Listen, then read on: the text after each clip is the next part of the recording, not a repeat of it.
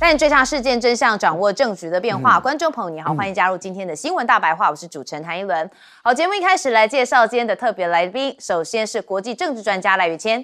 主持人好，观众朋友大家好。以及前张渊舰长黄征辉。主持人各位观众大家好。好，稍后还有我们耶鲁政治学的博士郭正亮亮哥会加入我们现场。好，我们要带大家先来关心的就是川普因为川普又taco了吗？好，原本大家预期说在今天台股这边会有一波大大的跌势，可能就像4月一样。就没想到，这川普的发文马上又丢回来了。好，我们先看到了这个川普最新一篇发文是说，别担心中国，一切都会好起来哦。习近平主席只是心情不好，他不希望自己国家陷入经济大萧条。他说他也不希望美国想要帮助中国，而不是伤害他。好，那这是他最新的针对中国这边的发文哦。好，那原本呢他是说要课征100%的加征关税哦，所以也让美股在上周五的时候，其实有一波的跌势。好，那当然我们也看到，他也说了，这个习近平很强势、很聪明。我们来听一下。Are you planning to speak with him? When's the last time you spoke? Putting out tough statements because we are taking in hundreds of billions of dollars, not only from China, from other countries. We've become a wealthy country again, and the tariffs have given us a diplomatic strength. They've given us negotiating strength. Look, I have a great relationship with President Xi. He's a very tough man. He's a very smart man. He's a great leader for their country. November 1st, 100% tariffs on China is what you said. Is that still the plan? Yeah, right now it is. Yeah, let's see what happens. 好，有听到吗？11月1号恐怕就是个关键日子，因为10月底的时候，看看 APEC 习川两人有没有可能来见面会谈哦。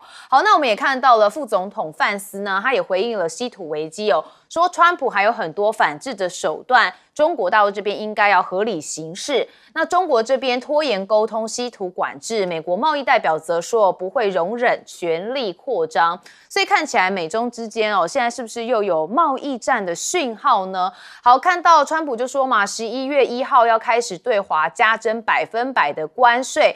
大陆商务部怎么讲呢？他说他们现在对稀土等相关的物项实施出口管制，是依法律的规定。好，坚决反对美方的举措那美方的举动严重的损害了企业的权利，那也会冲击到国际的经贸秩序。那另外呢，这个北京有特别讲说，不愿打但也不怕打。那他指控说，美国动辄就以高关税来进行威胁。好，确实啊，这个川普就是用关税来治百病嘛。好，那我们看到美中现在站上了贸易战的悬崖边缘，所以中国大陆的媒体他们像是观察者网就引述了分析说，现在稀土出口的管制还是大陆对美可采取的重磅举措之一但是中国大陆其实还留着后招没出，所以美国压根可能是无能为力。好，那当然美中贸易战大家是从雾里看花看到现在还是雾里看花，所以有人用一对怨偶来形容美中之间的关系像是我们看到华盛顿邮报他就说，美中这一对宿敌有如准备离婚却仍然同居的怨偶，将损及两国的经济，而且冲击的是全球的成长。但是两国又相互依存所以短期内不可能脱钩离婚，最好还是重回谈判桌。好，这样子的譬喻也算是蛮恰到好处而且大家都很有心有戚戚焉。那另外呢，高盛这边的经济分析师则说，这次的局势可能会出现一个更大的让步与调低关税的这个情况，但同时也存在着出现新的出口限制措施。那至少这个暂时性的提高关税的一个重大风险，所以感觉起来美中最新的互呛是不是一个谈判的筹码呢？因为毕竟如果10月底两个人就要会面的话，恐怕也不能先把自己的路给亮出来。好，那当然现在这贸易战冲击扩大彭博认为说，因为中国大陆的企业和消费者信心受到的冲击会更大，那美国进口商势必将加速寻找替代供应来源，那部件替代的供应链。那现在北京呢，72小时哦，被中国学者认为出了实权哦。那川普会比中国更急，这是复旦大学的国际问题研究的院长哦，他认为现在美方哦还是会想透过谈判来解决问题，可能就会寄望在10月的经贸谈判，因此将关税生效日就定在11月1号生效。好，那当然，美中的关税交锋哦，也让很多的农产品或者是矿物陷入了危机。像是中国大陆在11月起啊，要管制锂电池出口，所以呢，这个美气的股价是应声跌。那彭博就分析说，尽管中国大陆的此举影响范围比较小，但是也体现说，这个中国在电池供应链的主导地位，而且美气将能体会到来自中国大陆的压力。好，那为了反制中国大陆的垄断嘛，这个稀土的部分哦，美国官方其实现在已经宣布说，他们要拨款高达10亿美元来采购关键的矿物，要加速扩大国家战略储备，打破中国垄断，要确保武器系统跟高科技的装备供应都能稳定。好，那麦肯锡的报告则说，中国一旦限制了稀土之后，其实会影响德国100万的就业人口，因为他们都从事像是汽车制造啊、能源跟航太，所以其实会有400万个直接跟间接的工作机会都会失去哦。那国内的这个像德国这边的生产毛额可能会面临一个威胁，是占比达到了9%。好，那当然现在农产品的部分就是大豆嘛。好，那美国的这个部分，联邦政府可能会推出一个援助方案，那农民则是普遍反对以市场援助的部分来进行换取哦，强调他们就是需要市场跟销售的管道，其实可以凭借着自身的能力经营下去。但问题就在现在川普能不能跟中国大陆来开拓这市场呢？现在大豆滞销，其实美国农民非常的惨哦。有人就说他受到关税战的反噬，正在竭尽所能的维持生计，甚至考虑要出售设备哦。那爱荷华州今年待拍卖的农业机械数量增加了30%哦。好，这些州都是川普的红州哦，所以对川普未来的其中选举势必会有影响。好，我们刚开始讲到了川普又他口，原本跟中国大陆很大声的喊叫，结果后来马上又说其实我们也没有想要伤害中国，所以今天台股并没有跌到这么深。我们先问亮哥，千万不要急着进场啊！我跟各位讲中国大陆商务部发6个公文，交通部发1个公文而且打的牌是绝章哦，稀土管制真的是打绝章哦。他还定了一个我们叫1滴血原则啦，它是0.1%，只要有0.1%的中国成分，就通通都要管制哦，都一定要逐案审批那而且长臂管辖。所以这个真的要落实起来，是全世界都中，包括台积电。我跟你讲，台积电，你不要以为它没有用到台积电那个我们讲那个超硬材料的那个金刚石微粉，就牵涉到它的抛光的材料，你晶圆要打抛就要用到。所以我跟你讲是全中。比如说你刚刚讲德国的永磁体的进口占18.8%。美国只有12.3%呢，为什么？因为汽车你只要有发动機就要用到永磁体、永磁材料所以我跟你讲，这次是全中，而且我认为中国大陆是下了很大的决心，就说干脆来个大谈判不是只针对美国，也针对欧洲，也针对日本、韩国，一次性的，通通都来解决了。所以他打的是绝章，绝章的意思就是说。他把底牌献出来了啦，而且真的是卡到让所有的通通都停下来。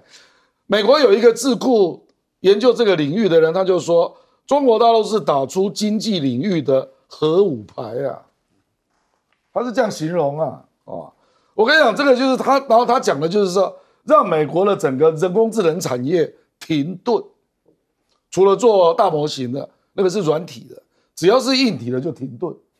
因为这个还包括半导体嘛，那中国大陆为什么要拉到这个高度？我觉得他已经防不胜防了。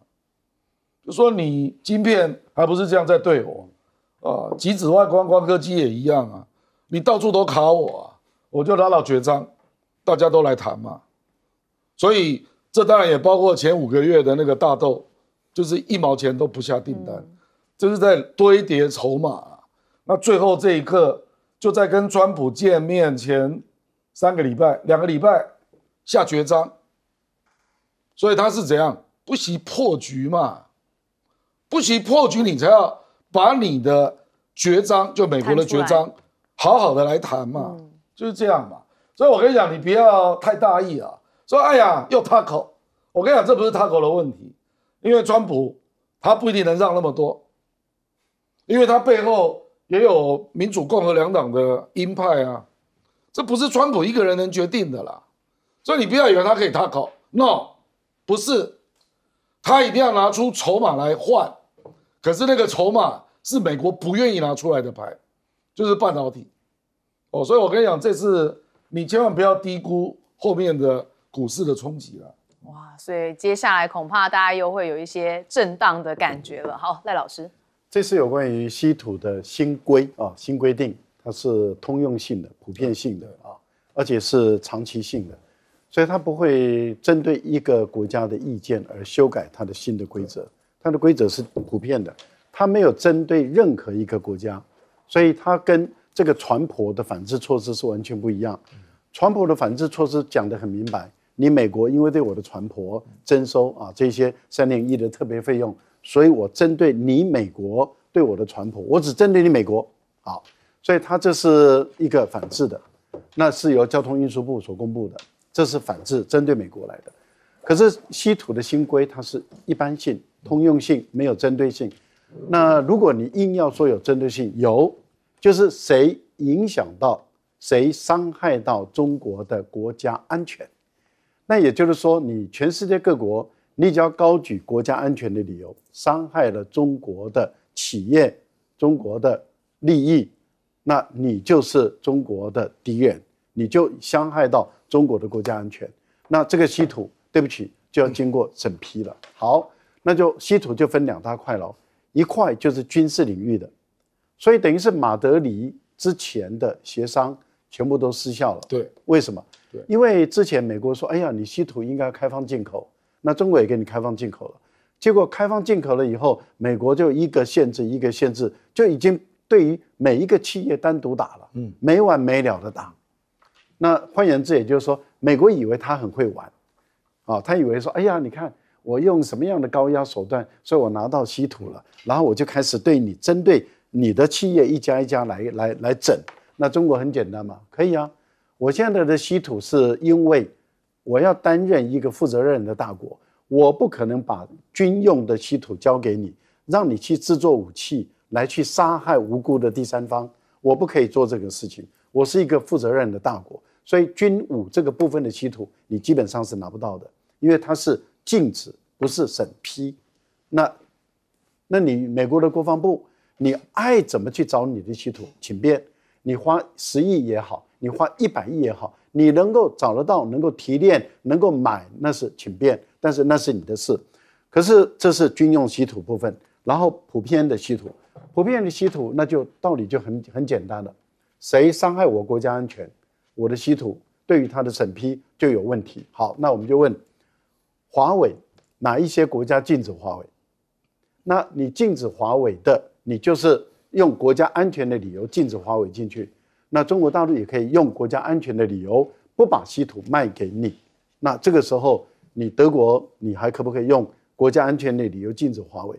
你荷兰可不可以用国家安全的理由不把 ASML 卖给中国？你美国可不可以用国家安全的理由？你日本，你所有的如果只要用国家安全的理由，你不卖给中国的话，那对不起，你就拿不到中国的这个稀土。其实刚刚郑亮讲的一句话，那就是你台积电，如果你的先进制程的晶片你不卖给中国大陆，那你把中国大陆当成敌人的话，那对不起，你影响到中国大陆的国家安全，那你的台积电，对不起，我也没办法给你要的稀土了。那这个时候就变成是，因为它还没有开始生效嘛，它有生效期嘛。那换言之，也就是说，每一个国家12月1号，对，所以每一个国家就要开始去盘点了。对，你要不要解禁？你要不要解禁？我给你时间去盘点，你不解禁，你之后你就拿不到中国的稀土了。所以才说嘛，把他拉到了最高层级的牌在打哦。好，舰长，我最近看到这个消息，我觉得是让我觉得最快乐、最高兴的一个消息。为什么？终于北京是这么的强硬起来了。他敢这么强硬的原因，一定是他有底气，而不是他很盲目在做这个事情。中国的所有的政治人物几乎都很有耐心，我觉得现在真的是到了一个叫做忍无可忍、勿需再忍的一个地步。你看最近从川普上来你看他身边的那几个人，副总统范斯，那个 Rubio 是那个国务卿，财政部长贝森特，那个国防部长，你看这4个人你注意看他们的嘴脸在川普面前就是一个如言必屈的那个嘴脸。哎呀，我们这个竹子多厉害呀，什么的。可是你看这4个人对别人的时候颐指气使，他们的内心非常骄傲。所以你就发现，全世界所有人碰到他们，几乎都是屈服。我不要说跪拜了，都是屈服。全世界哪一个国家的哪个领导人碰到这些人不是屈服？结果这一次，偏偏是硬起来了。川普一直是这个叫做高高举起。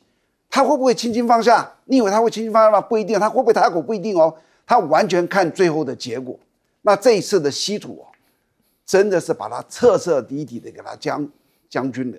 而且你再说，他是不是很过分？北京是不是很过分？没有他只是做管制，所有一些战略物资就像军火一样，他对这个国际的这个叫做战略平衡危险有很大的一些影响。那这些东西一定要去做一个叫做输出许可的申请。他不可能直接这样让你去卖，包含台湾的很多东西出去你只要出口，你们去可以查一下我们经济部的那个输出口的那里，你说哪些东西要输出许可，啪列一大堆呀，你没有这个输出许可，你根本不准出去。那稀土更是如此，所以你说像好比说欧洲德国有400个可能是失业工人，不会，你这些叫做什么汽车的，他不会管制你，所有的管制就是你先告诉我你要买什么。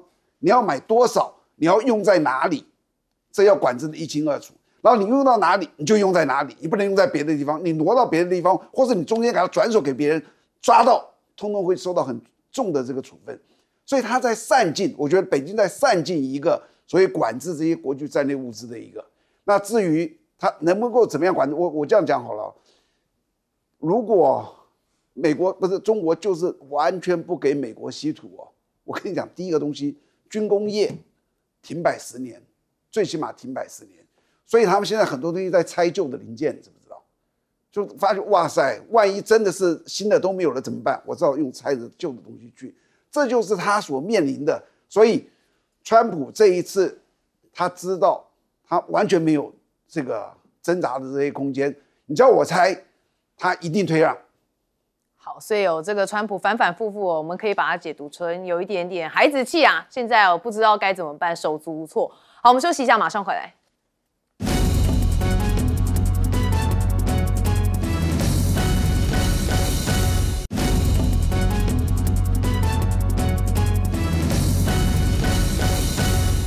好，欢迎回到节目现场。现在美中之间的角力可能也让川普蛮头痛的，但是不能显现出来，所以要用什么来转移焦点呢？用国内的话题吗？好，我们看到现在什么都有错，就是民主党的错最多，这就是川普现在的感受。好，那美国政府停摆让五角大厦必须要动用资金来付军饷这个川普说。都是民主党害的。他说：“我绝不允许民主党以危险政府的方式来停摆，来挟持我们的军队跟整个国家的安全。”他说：“民主党拒绝支持政府支出的法案，导致了政府停摆，还有数十万联邦员工被迫放无薪假。”好，那美国政府关门危机现在进入到了第3周了嘛？好，那副总统范斯示警说，接下来公务员的裁员潮还会扩大然后呢，他也讲到了民主党说是民主党让我们处于一个极为困难的处境。好，那美国在发薪日又大裁员第二天就说，不好意思其实是我裁错了好，他说是有一部分人的代码出错，说他们是最终会收到这个撤销裁员的通知。好，那这是不是突然发现其实他们是共和党的啦，所以没办法，不能裁了好，那美国公共电视经费也遭到川普削减，陷入困境所以已故油画大师他们的公司宣布说捐出30幅鲍勃罗斯珍贵的原作要进行拍卖。那所有的收益都会全数捐给正在因为川普政府削减经费而陷入困境的美国公共电视。好，那我们确实看到美国内部其实很不平静。首先要带大家镜头转到的是波特兰这边有玩偶大军抗议。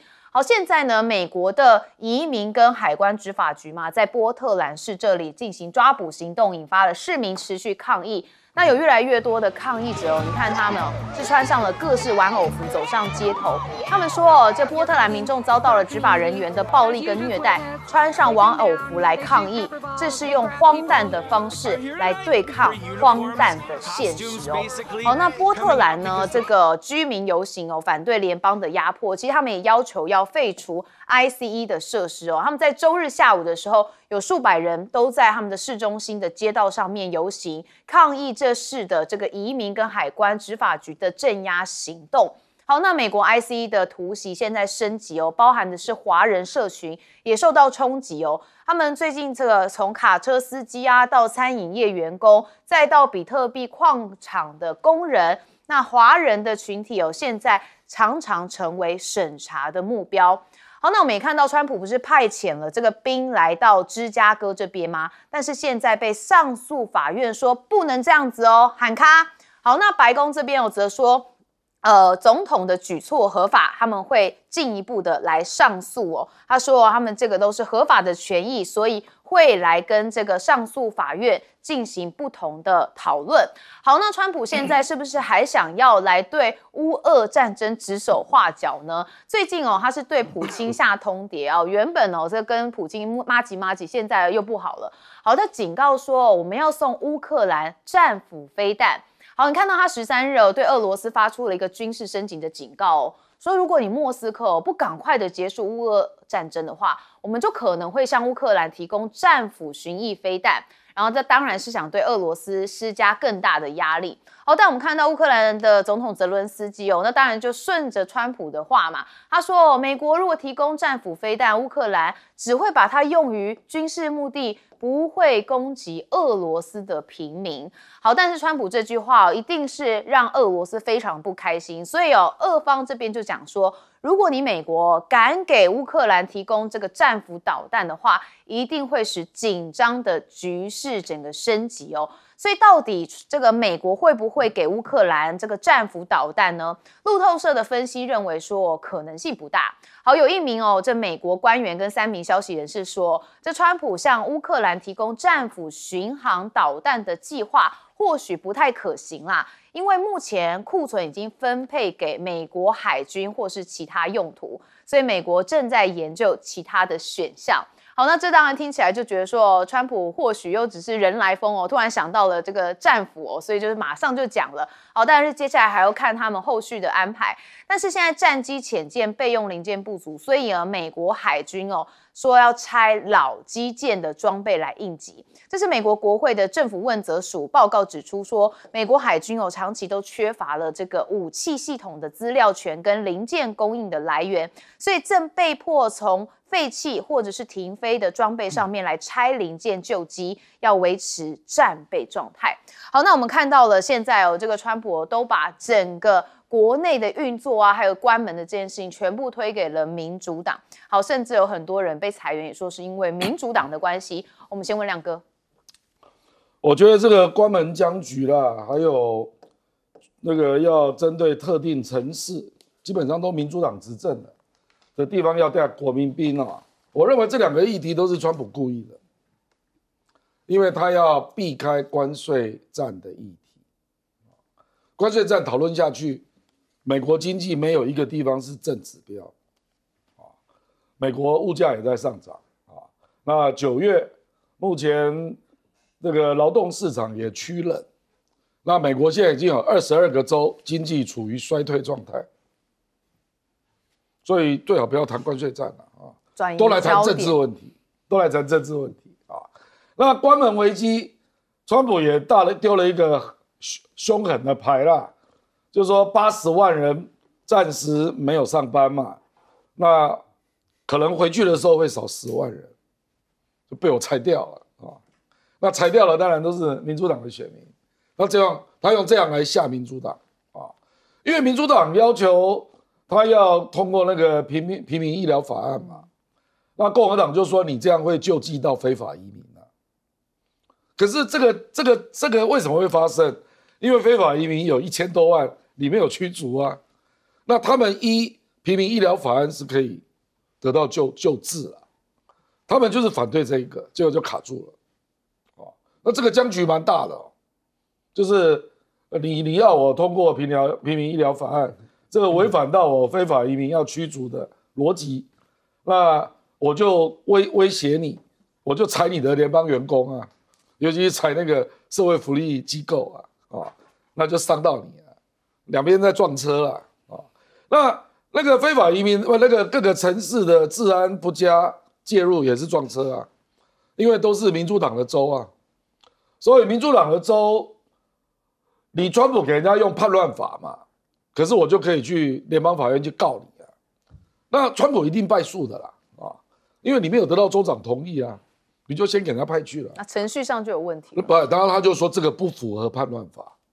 因为他们没有到那个程度，所以一定都是川普败诉。可是他明明知道他会败诉，他还是坚持继续这样玩啊。好，我们接着问赖老师，这个联邦政府服务的对象有民主党的，也有共和党的，还有无党籍的。那他的无薪假一休的话，那当然对于这些联邦政府所服务的对象都会造成的影响，会造成的伤害。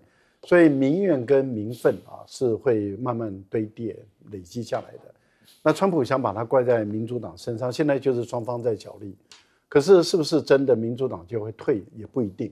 所以我们会看到这个角力其实不只是联邦的公务人员，他们本身是受害者，因为联邦政府的这个70-80万的公务人员，他们是无薪假，就是不要去上班，但是你没有薪水可以拿，所以在家里待越久，他们的财务的压力就会越大。可能会有一些人逼到最后就是说，那我干脆辞职，我转别的民营公司里面来工作。但有些人就可能会在等待，那等待彼此之间都在用力。可是问题是共和党不让，民主党不让，那就是彼此之间在角力下去嘛。可是角力越久，我觉得川普的压力也越大，因为他是当家者。那当家者，他的联邦政府一直没有照顾到他所应该照顾的人的时候，我倒不觉得川普他是能够撑多久的。目前看起来他是想把整个责任怪在民主党，可是问题就在于民主党的选民或者是非民主党的选民会不会买单？我觉得这个还是值得我们再继续观察下去。不过他所用的这一些民主党的州，他们的大城市采用军管的话，我倒认为这个军管能够解决的只是表象的问题，因为深层的犯罪是在社区里面，军人哪有本事去查社区里面的毒贩？他反而会让这个社区的毒贩更加的猖獗，让社区里面的犯罪行为会更加的猖獗。我觉得迟早这些军人他无以为继。我觉得川普目前来讲还有一个危机，就是军人不能够放无薪假。可是为什么川普现在的压力越来越大？就是因为军人的薪水发放日是15号，就是每个月的15号，快发不出来了，所以他必须要动用到研究发展基金。也就是他知道，如果军人不发给他薪水，那这些军人他的眷属跟他本人，他会认为我为什么要当兵？我为什么要工作？你要现在你知道美国国防部美国的战争部了，现在不叫国防部，战争部在上个礼拜紧急发一个通知是什么？你知道吗？通知给他们陆海空所有的军队，说这个紧急处理财政危机通知书，也就是说，如果你财政上会有困难的，你可以去贷款，你可以跟哪个单位做小额贷款来解决你的财政问题。如果你的家里没有饭吃的话，你可以到青年基督教去领这个食物救济。观众朋友，当他发这些通知的时候，就是在做预防措施。可是如果你是军人，你在部队服务，军人都没有储蓄啊！对，我的天哪！不是，因为有一些是士官士兵结婚的，他的薪水本来就不高。各位想想看，目前来讲，他们的统计资料出现了，也就是300%的家暴发生了。那也就是压力大，军队不稳定，所以川普才要动用紧急预备金，而且用的是研究发展基金。好，我们接着问舰长。我刚刚看到那个，不是有一个画家捐了35幅已故的那个画家捐了35幅画吗？我一开始想说，哦，恐怕还是很多钱，对不对？哎，我刚看到就是你们现在看到的这一张哦，我根本我对他太熟了。我在读书的时候，每个礼拜他都有一天他出来画他的油画，你记不记得？10分钟，哪个就画了一幅像他后面很简单的那种画。这个画不会直剪的，月份很简单，很多。我不晓得你们记不记得，如果你们留过学，看看，哇，这个人好厉害哦，这么快的时间就画，你看连那个山啦什么的都是几乎风景画。他是一个快手，但是他那个35幅画值不了多少钱，所以救公式是救不了什么的。我刚一看他觉得很有意思。第二个，大家可能看这个美国给乌克兰这个叫做战斧飞弹，你们可能只是认为说它比较打得远一点，其实那个影响很大的。为什么你知道？这个战场上有一句话叫做战句决定战法。当我的东西都是短程的时候，我的打法是一个打法。如果你现在给我这么远的这个叫战斧，而且战斧的弹头是大概500公斤，可以打得算很大的，它能够打这么远的时候，它整个战法会改。而且我从最近乌克兰的一些战法，我的感觉，他想要专门在打俄罗斯的能源，几乎一个可以重创俄罗斯的。他最近打了10个俄罗斯的炼油厂，俄罗斯总共有40个炼油厂。俄罗斯有大概400个火力发电厂，然后有100个水力发电厂，所有这些东西说加起来的目标不到600个。如果乌克兰现在开始泽连斯基说我们不打你人，我就打你这个能源，你能不能想到普丁要如何面对这个困局，他要如何解决？而且那个东西打过去几乎你很难跑掉的，因为这些都是又大又不会动的东西，炼油厂、火力发电厂、水力发电厂。美国啊，你说它的战斧不够，它最起码是库存几千枚，你知道吧？因为它光是装在这个船上的就有上千枚。我说船上就所有的它的驱逐舰啊，什么巡洋舰就有上千枚。通常库房里面一定是这个上千枚的2.5倍啊、3倍啊这样子，所以你算几千枚。如果他给乌克兰1000枚呢？那给乌克兰1000枚谁付钱？北约付钱啊，或是欧盟付钱啊？他已经说了，三方都已经说好了，这个未来如果这个战争结束不了，欧盟给乌克兰1200亿，以5亿一个单位，5亿一个单位给。那要什么武器，请乌克兰自己提出来。那他提出了这个武器之后，不是去买哦，买根本来不及，直接从美国的库房里面去拨给乌克兰。这是他们前一阵在谈出来的一个结果。当时一看到说，哇，那他会给他什么东西？5亿啊，大家可以买240枚的战斧，所以你想想600枚，15亿就买到了。所以如果真的给他哦，整个这个战场形势会改。我不知道普丁要怎么样去面对。如果他真的是打你的能源设施的话，那真的很难应付。好，我们休息一下，广告之后马上回来。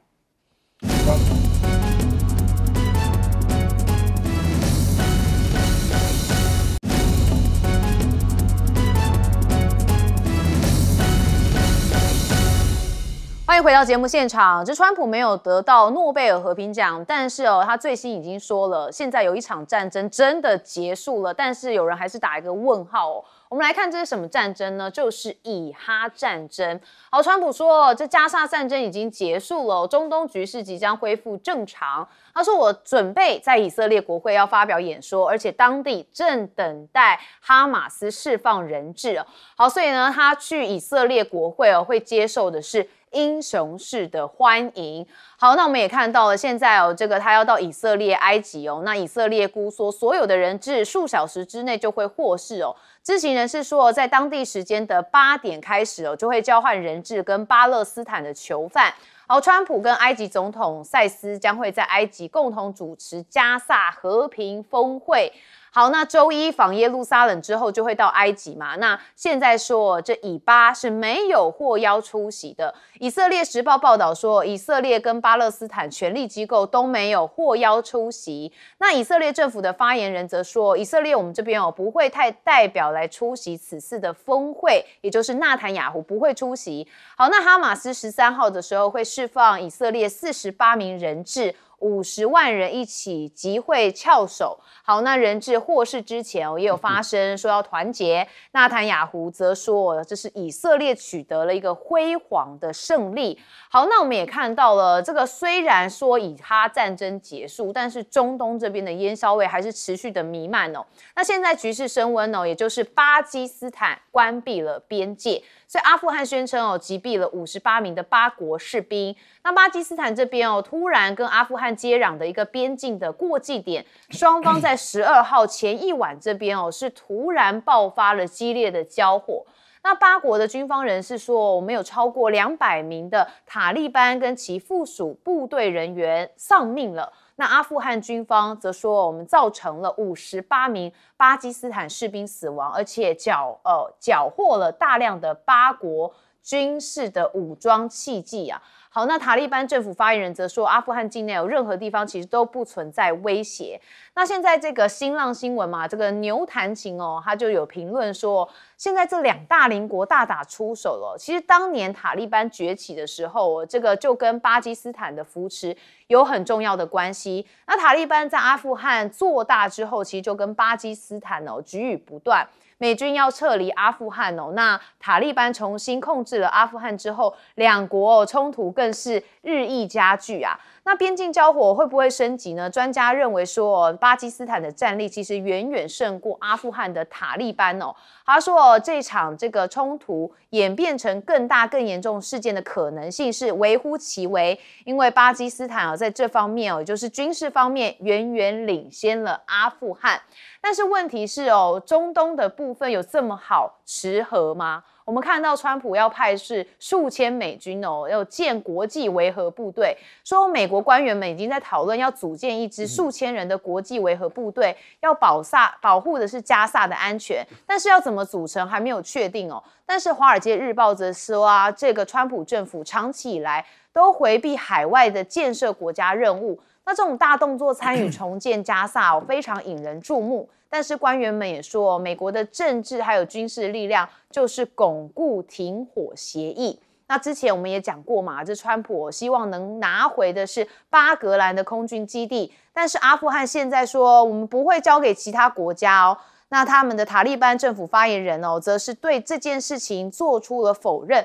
他说，我们阿富汗不会将本国的任何土地交给其他任何的国家。好，所以川普想要来这个中东部分可能再插起一个小小的地方也非常困难。但是现在战争真的结束了吗？我们要问亮哥。表面上当然结束了啦，因为以色列军队就撤到一个线嘛，然后人质也都释放了啊。那接下来麻烦的是，他要塔利班交出，不是那个哈马斯交出武器啊，交出武器他就给予特赦啊。问题是未来的政府机构、军警都不能纳入哈马斯，那你要叫他们去哪里啊？你认为哈马斯的人能够变成平民吗？他们不是政治人物，就是坦白讲，就是不断的在战争之中嘛，所以这个当然就是未来的引爆点啦，就是说你加沙地区的治安要由谁来维持啊？因为因为当年那个约旦河西岸那个巴基斯坦自治政府是被赶出去的，被哈马斯赶出去的，所以哈马斯是武装独立啊，那建立了加沙地区的政府跟军警嘛，那你现在不让他们参与，而且要缴械，你认为有那么容易吗？也许短期不会有冲突啦，可是长期，我认为各种抱怨一定会出来，像闷烧锅一样。对，比如说，你如果川普要来开发房地产，你确定你的房地产不会被炸？你确定吗？所以我觉得没有那么容易啦。这个其实跟巴基斯坦跟阿富汗有点，因为当初塔利班就是阿富汗那个巴基斯坦支持的，因为他们边界那民族是一样的嘛，都是普什图人啊。那普什图人就支持阿富汗的普什图塔利班嘛为主啦，来帮他夺权嘛。因为阿富汗是北部的塔吉克跟南部的普什图，所以巴基斯坦当然支持普什图嘛，可是问题是，巴基斯坦境内有巴基斯坦的塔利班，他们就是巴基斯坦内部的激进派。那塔利班夺得政权之后，就是偷偷帮这些人的忙嘛。现在倒过来啊，那巴基斯坦就很火大啊，就我当初帮你夺得天下，那你现在来支持我内部的激进派，你是干嘛？我讲白了啦，普什图也有建立他的族群大国的美梦啊，因为这个就是被分裂掉的民族嘛，啊，所以现在就很麻烦了啊。那美国要夺回那个空军基地，我觉得是不可能的啦。你知道那个巴格兰空军基地有多大？你知道吗？我去查它的 size， 把我吓一跳，77平方公里，相当于1/3个台北市，是这么大的空军基地啊！所以当初他在运营的时候，也雇佣了1万多个阿富汗人。那因为他撤军嘛，那个阿富汗人吓得都赶快离开。因为一定会被那个塔利班报仇啊！你美国现在怎么运作那个基地啊？你不能够雇佣当地的阿富汗人，根本就是痴人说梦啊！而且巴基斯坦本来也是帮美国的，让他设空军基地去打阿富汗，那个空军基地也撤掉了。那美国现在要回来，巴基斯坦也不给，所以美国你没有巴基斯坦的空军基地，你怎么去？你飞机怎么进到巴格兰空军基地？根本不可能啊！所以这个就是嘴巴讲一讲而已啦。好，我们接着问赖老师。我觉得这一切都是英国人造成的，而且英国人是故意有意这样制造，因为他原本的设想是，他所殖民的这个地区，因为英国人要撤走了嘛，他要撤走了，他希望他所殖民的地区永远都依赖的英国人，所以英国人可以牢牢的永远控制这些地区。那他怎么做呢？他把这些地区的种族的矛盾把它凸显、扩大化。所以他在画疆界的时候，巴基斯坦跟印度，他就故意画出一块有争议的区域，啊，然后巴基斯坦跟阿富汗，我们刚刚讲的那个土库族人，他的这个地方他也故意把它切开，一部分给巴基斯坦，一部分给阿富汗。对，然后这个阿富汗的北部跟塔吉克，他也故意把它切一半，所以一部分的塔吉克人就在阿富汗的一些人在塔吉克，所以他就故意。甚至连伊拉克也是一样，他把库尔德族的，他也把它切割，对啊，然后把库尔德族人本来有5000多万人，他把它切成3块地方，一块给伊朗，一块给这个土耳其，一块给这个伊拉克，就造成了这3国之间不断的在争乱中，所以英国人他走的时候，其实西藏也是一样，对，他就是要制造印度跟中国之间的矛盾。英国人要走的时候，他把整个世界都搞乱，搅屎棍啊！对，他故意的阴谋没有，他是故意设计阳谋，他要让整个他所曾经殖民的地区都陷入动乱不安。动乱不安，第一个会继续贫穷落后，第二个，由于动乱不安，每一个国家他们会要求他的旧殖民国给他的支持武器或者是金钱的援助，所以他们就会要往英国这边。英国可以建立一个所谓的大不列颠帝国啊，大不列颠国协。坦白说，人类间心最狠、最坏、最黑、最毒、最阴暗的，就是那个鹰钩鼻的那个盎格鲁撒克逊族，你知道吗？这个盎格鲁撒克逊族，他们就用这样的一个方法把全世界搞乱。今天中东地区、中亚地区会混乱到今天。其实都是英国人故意造成的，还有非洲，对，他是故意哦，再强调是故意造成，不是无意造成，是故意的，是设计的。各位观众朋友，当有一个国家或者一个民族去把整个世界故意搅乱，让他们永远战争战乱不断的话，您知道他的心有多狠、有多黑，因为它会造成无止境的杀戮、无止境的仇恨。这个坦白说，人类间再恶毒的人都没有这么恶毒，所以他已经不能构成为人了。你只能用野蛮的禽兽来去解释这样的一个族群的人，这了不起耶！这真的是人类间你也看不到，比撒旦还要更撒旦，比魔鬼还要更魔鬼，可怕极了啊！另外，我个人认为，川普的理想，川普对以色列跟哈马斯的的结束战争，我觉得他有功劳，他也有过。他的功劳就是战争结束了，他的过就是什么呢？他过去一直支持以色列，给以色列足够的钱跟武器，一直去杀巴勒斯坦人。现在他更想到的是未来的加沙这个地区怎么去炒他的房地产。所以这个一山还有一山高，所以果然是商人哦，他想的都是满满的钱。好，舰长，你看这一次这个中东这里以哈出现了这个和平的曙光，看起来也都是真的是没问题了。那我刚查一下资料，就是哈马斯已经释放了第一批的人质回去了，就是代表说双方真的都朝那里去走了。我看到之后，我就想到说，川普在突然这么一下子就跑到以色列，又在以色列国会演讲，然后再召集这个中东那里的20多个国家的开会哦。我觉得他心态是什么？他让我想到我自己以前的一个心态。我刚毕业的时候，我是小官在船上嘛，你知道我们要当伙夫做那个菜的，那个菜单都是我开的。如果说今天这个菜单有一个炸鸡腿，有很好吃的菜我那餐中餐一定下去到大餐厅看看所有的视频，怎么样卷菜怎么样吃的好不好啊？如果今天菜很差，我一点那种颜面都不敢下去就躲在上面不敢下去。这个就是川普的个性，是吧？他可以去抢这个功劳，有了，你看他就这样四处走。他为什么现在不去乌克兰呢？他为什么不到这个叫做什么俄罗斯啊，找他们起来谈呢？就当他面对失败的时候，他就躲远远的。而这失败不是我，可是功劳一定要自己揽在身上。那当然，大家在想说，这个中东这里现在这个和平露出曙光了，以后就和平了吗？我觉得它是暂时和平了，这只是暂时和平。为什么你知道？这个人类所有的历史坦白讲，人有时候是非常愚蠢的。我们总是在重复类似的故事，不断的在重复。中东那里尤其是如此。你看他那个重复什么？一开始，以色列各种欺压附近的巴勒斯坦人。这些人民在各种的忍耐，然后他又同时在修身养息，大到一个程度的时候呢，他就来一次恐攻。这恐攻如果小一点，那以色列也可能是小的这样去打他一下。